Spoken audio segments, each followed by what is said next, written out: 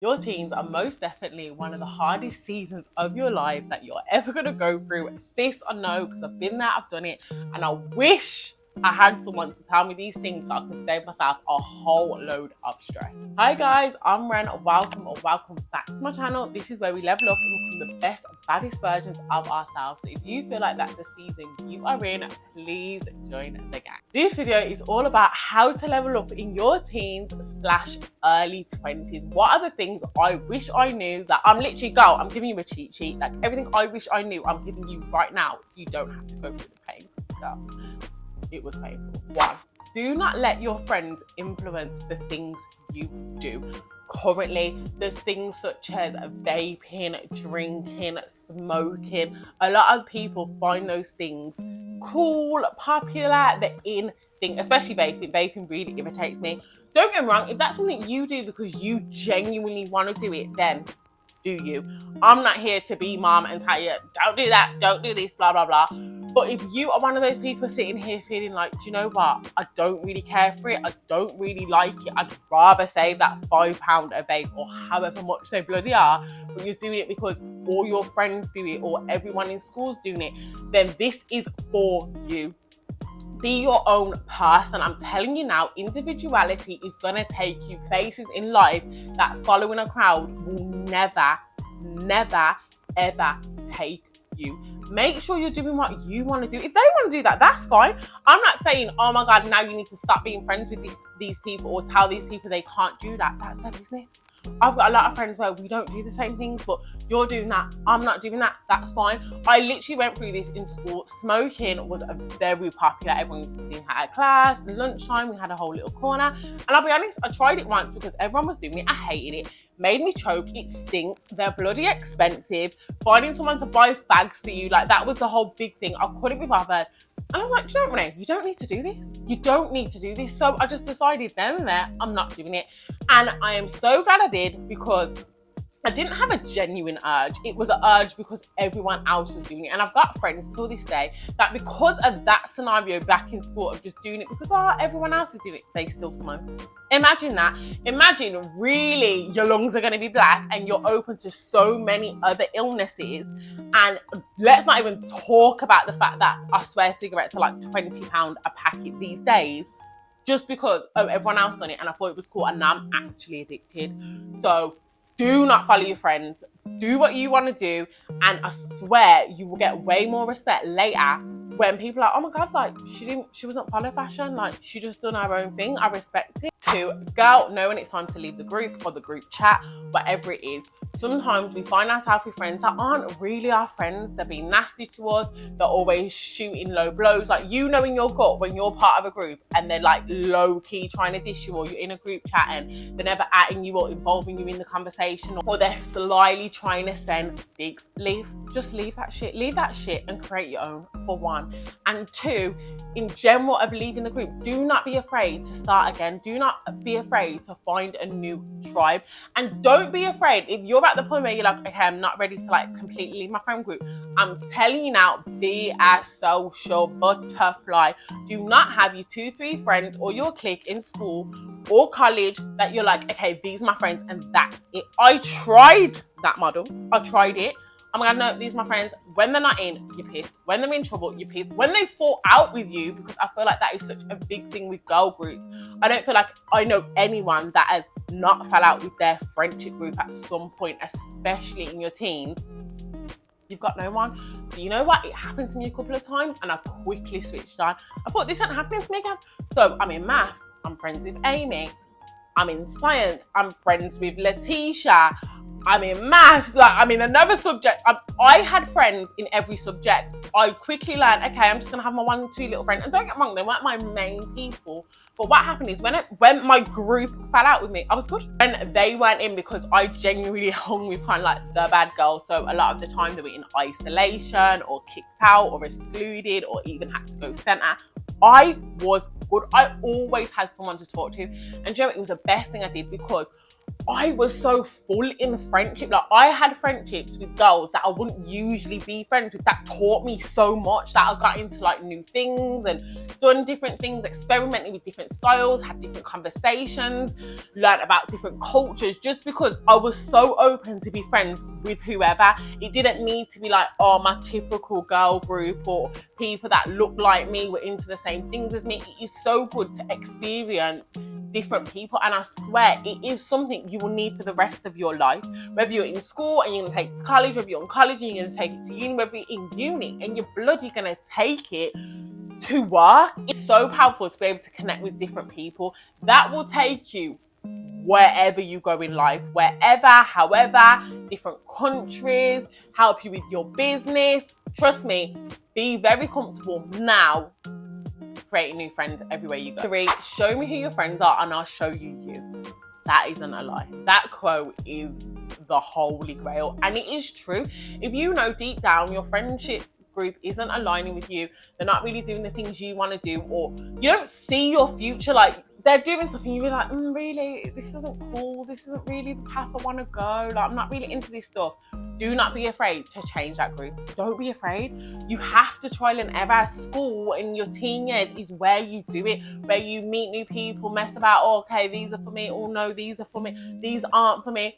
So make sure you're hanging around with people that are rooting to succeed, because I'm not lying, it rubs off on you. If you are with 5 broke friends, girl, you're going to be the 6th. If you are with 6 rich friends, you're going to be the 7th, because when you hang around with certain people and the conversations are in certain directions and they're doing certain things, you naturally end up doing it. And I spent a long time telling myself, no, it doesn't matter, like they do that, but I still can be so successful, I still can be really committed to my schoolwork and my coursework and this. No, it's hard. And I really learned this because at school, like I said, the kind of friendship group I hung around with, they were all kind of going to the same college, and I was like, do you know what, Renee, I'm not going to that college. I went to a college an hour away from my house, way out, with obviously like my friendship group was a lot of black girls, a lot of mixed race girls. It was very white, the college I went to, because of the area it was in. Best decision I ever made. And it meant I met new people, I met friends and became friends with people that I would never usually made friends with. I also worked my ass off in school. I was mediocre. I was so lucky to have got those 5 GCSEs, and best believe every single one was a 6. It was giving basic. But in year 11, I decided, you know what, I'm going to go somewhere different. I'm going to meet new people. I'm going to get my head down. I done a level 3 extended sports studies diploma and I got a distinction star. That is a star. Literally, like, it's the equivalent of 3 A-star A-levels from someone that went through from a C in every subject, scraping mediocre. And I'm saying, like, it wasn't a comfortable C. It wasn't a C where, oh, I didn't really try and I got a C. No, I was like trying.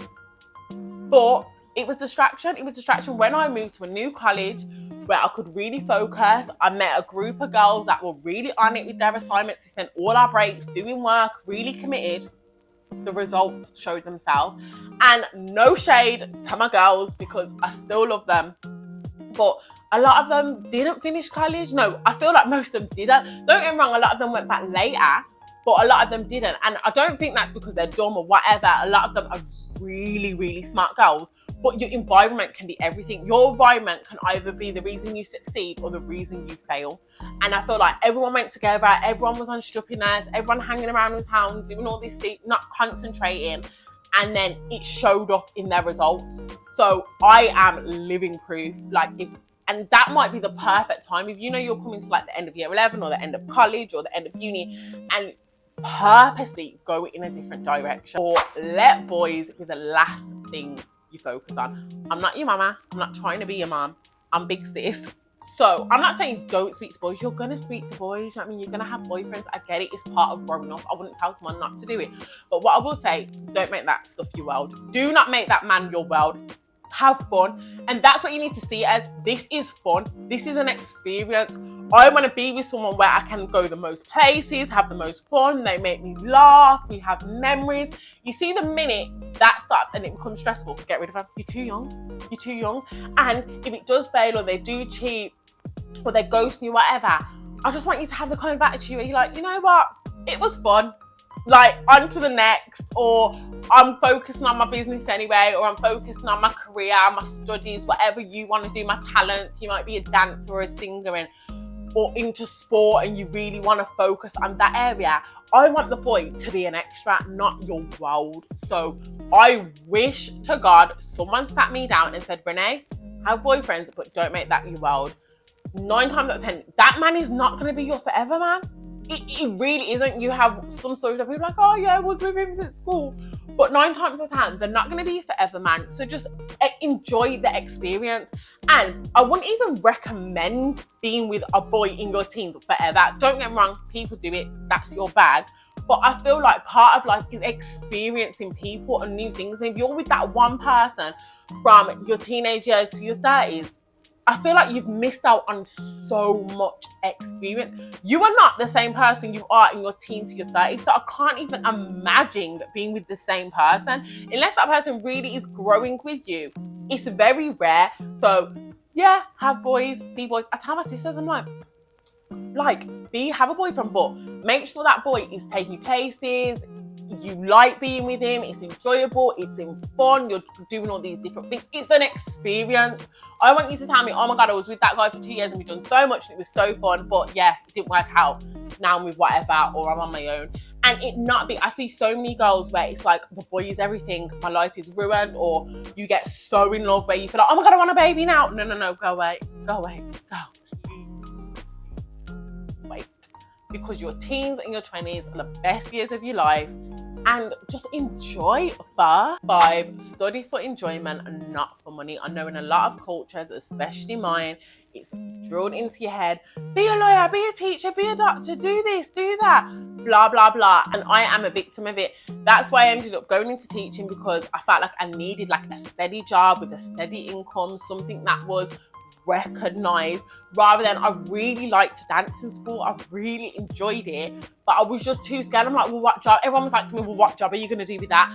There's not many dancing jobs. How do you know you're going to succeed in that? Blah, blah, blah, all this negativity.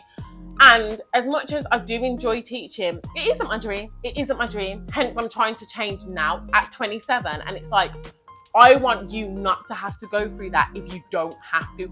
Pick your career for enjoyment and love. And the reason I say this is when you pick something you love and you're passionate about and you genuinely enjoy it, money will come. Money will come.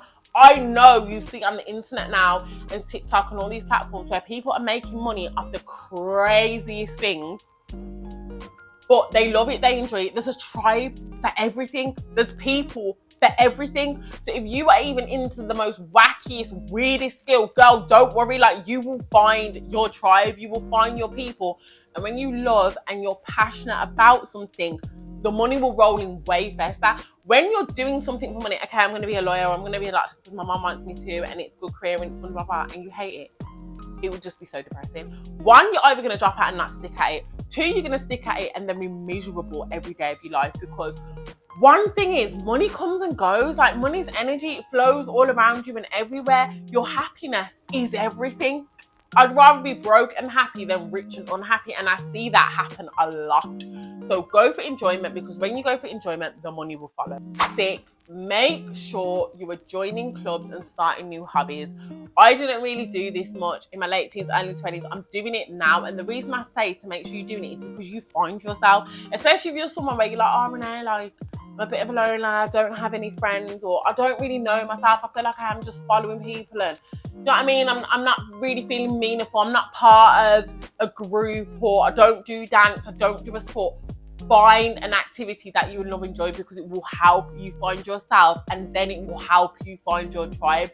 And now is a perfect age to try and never, oh, you want to try football? Oh, I thought I liked it, I don't. Oh, I try dance, thought I liked it, I don't. Oh, try yoga, I thought I liked it, I don't. Oh, do you know what, I wouldn't mind doing the piano. Just try, because in trying, you will find yourself.